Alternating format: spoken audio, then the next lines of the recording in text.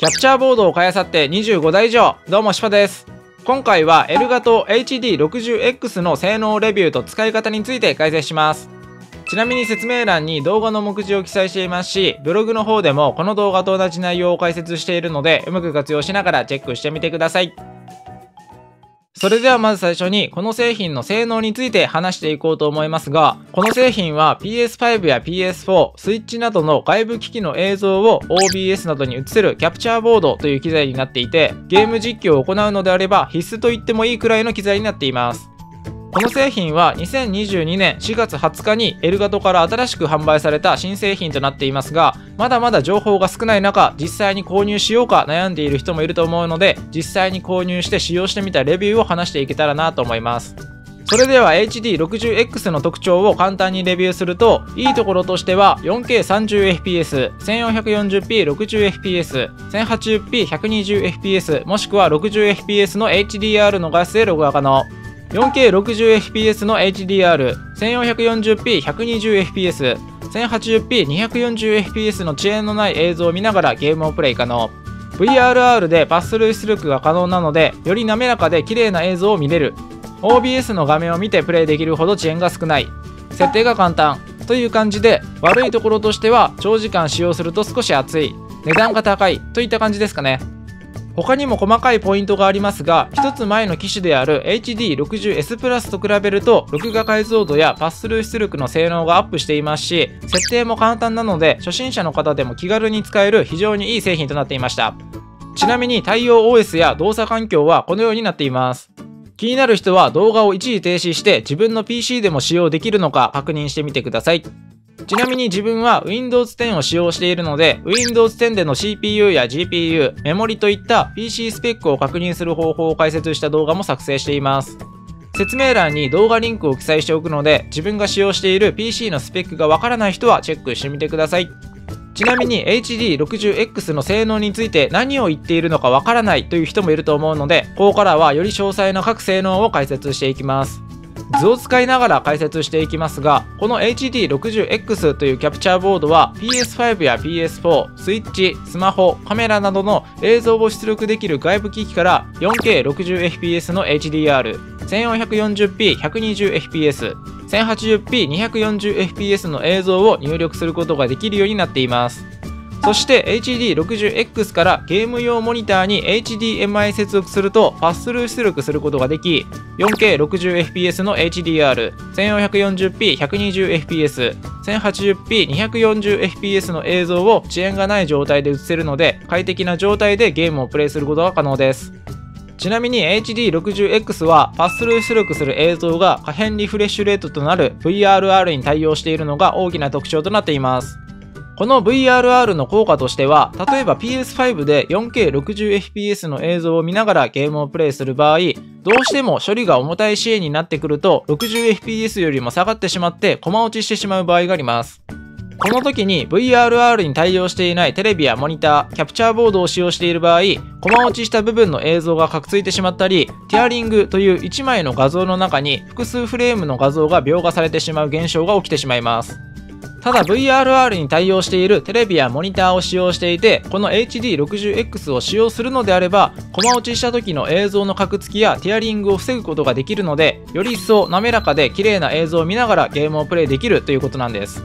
しかし PS5 や Xbox といった VRR の設定が行えるゲーム機を使ったり、VRR に対応したテレビやモニターを準備しないと VRR で映像を出力することができなくなっています。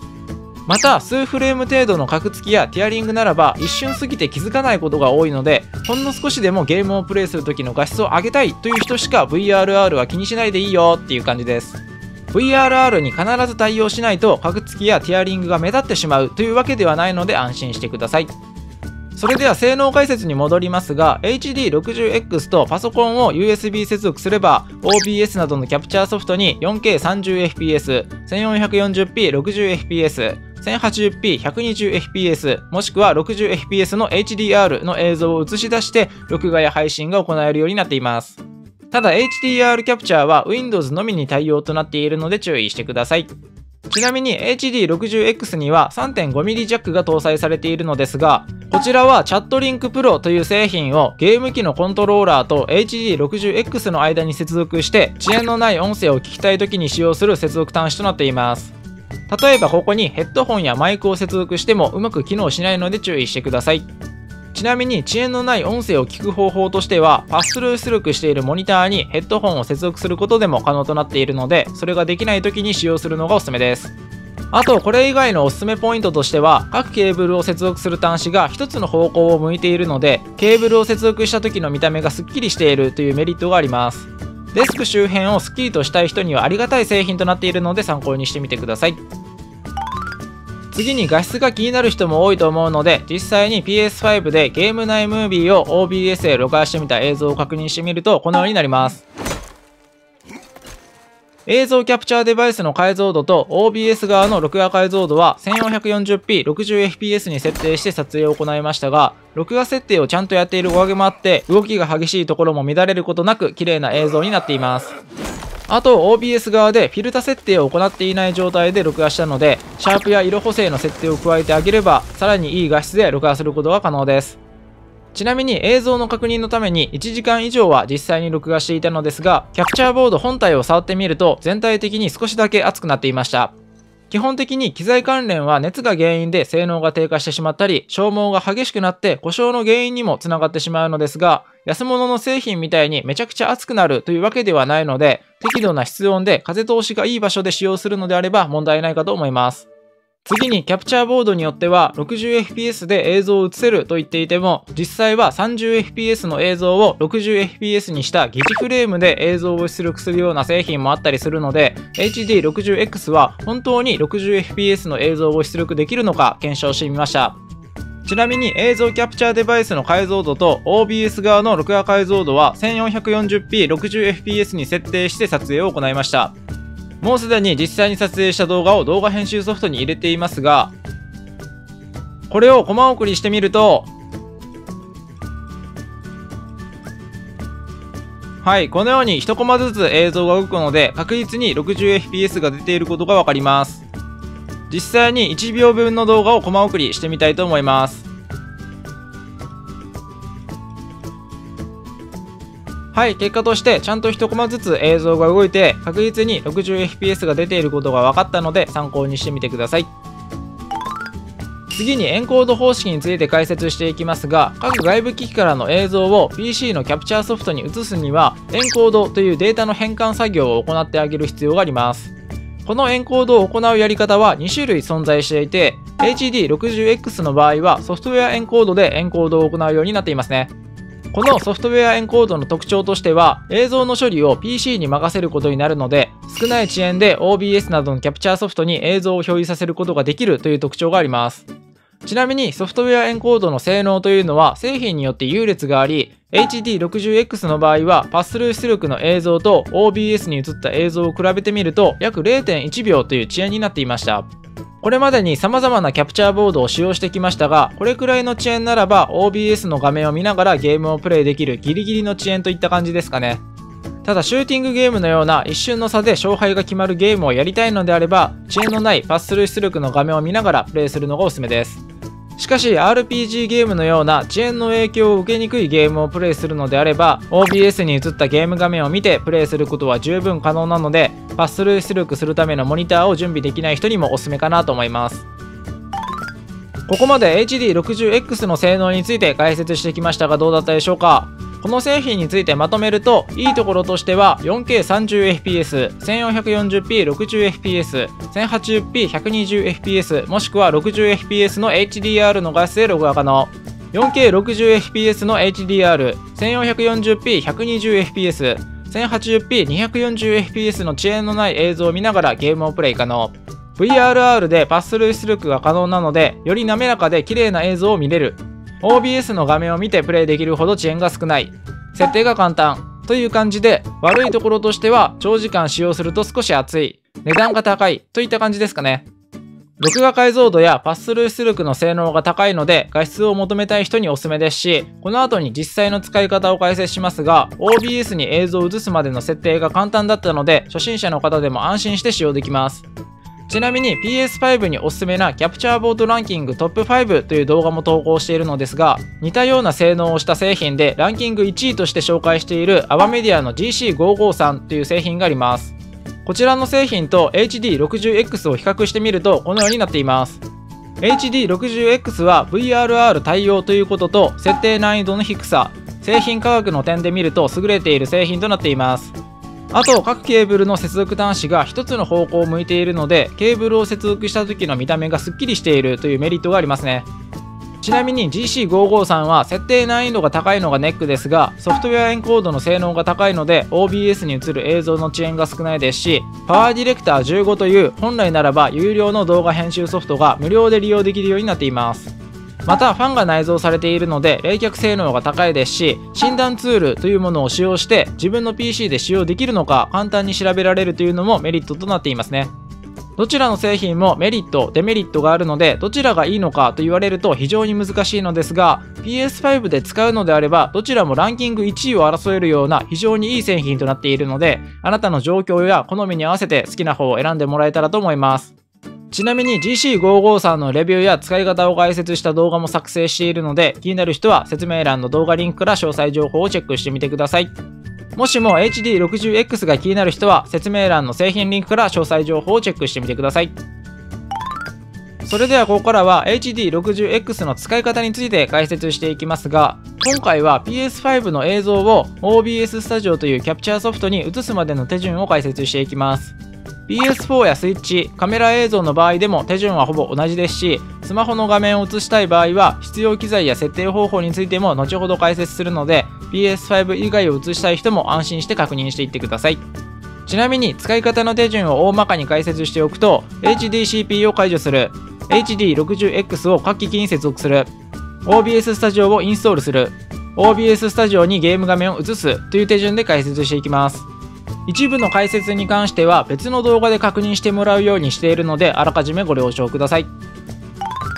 まずは HDCP というコピーガードを解除していきます。この作業は PS5 や PS4 を使用する場合のみに必要な作業となっており、これを行わないとゲーム画面が映りませんし、一瞬だけゲーム音が聞こえたり聞こえなかったりすることを繰り返す症状が出てしまうので注意してください。ちなみにスイッチやスマホ、カメラの映像を映したい場合は必要ないので飛ばしてもらって構いません。PS5 や PS4 の HDCP を解除していないという人は説明欄の動画リンクから設定方法を確認してみてください。次に HD60X を各機器に接続していきます。特に決まった順番はありませんが、まずは PS5 からの HDMI を HD60X のイン側に接続してください。ちなみにスマホの iPhone を接続したい人もいると思いますが、その場合はライトニングデジタル AV アダプターという HDMI 変換ケーブルを iPhone に接続してから HDMI 接続する必要があります。説明欄に製品リンクを記載しておくのでチェックしてみてください。ちなみにこちらは純正品となっていますが、似たような製品で同じ機能を持った製品も販売されている場合があります。そちらは値段が安いのでそっちを購入したくなりますが、接続不良が発生しやすかったり、表示される映像の遅延時間が純正品よりも大きかったりする場合があるので、個人的にはお勧めしていません。純正品は値段が高いですが品質が保証されていてサポートも充実しているので、基本的に純正品を購入するようにしましょう。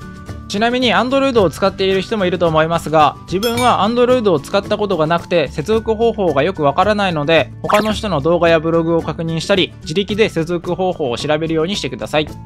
話を戻しますが、イン側に HDMI を接続できたら、次はアウト側に付属の HDMI ケーブルを接続し、もう片方はゲーム画面を映したいモニターに接続します。次に付属で USB ケーブルがあるので Type-C の方を HD60X に接続し、反対側の Type-A の方を PC に接続すれば接続完了です。ただ注意点として PC に接続するときに USB2.0 の端子に接続してしまうと動作しない場合があるので、必ず USB3.0 の端子に接続するようにしてください。USB2.0 と 3.0 の見分け方がわからないという人は説明欄に見分け方を解説した動画リンクを記載しておくのでチェックしてみてください。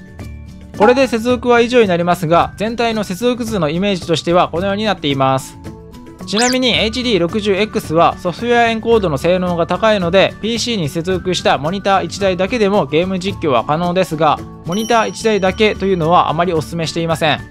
なぜかというと、動画撮影するときは OBS などのキャプチャーソフトだけでなく、動画台本などの動画で解説する内容を確認しながらやることになりますし、生配信するなら YouTube の配信管理画面やコメント欄なども表示させないといけないので、モニター1台だけではその作業がやりにくく、ゲーム自体もフル画面でプレイできないからです。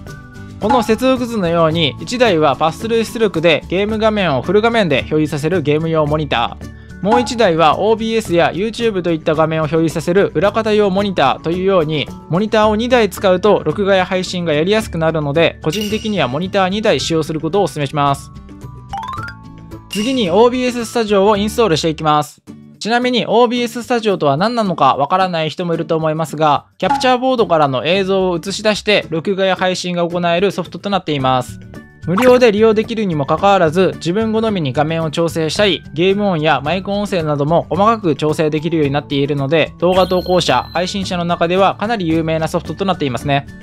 ちなみに HD60X を販売しているエルガトでは 4K キャプチャーユーティリティという専用のキャプチャーソフトをダウンロードできるようになっています。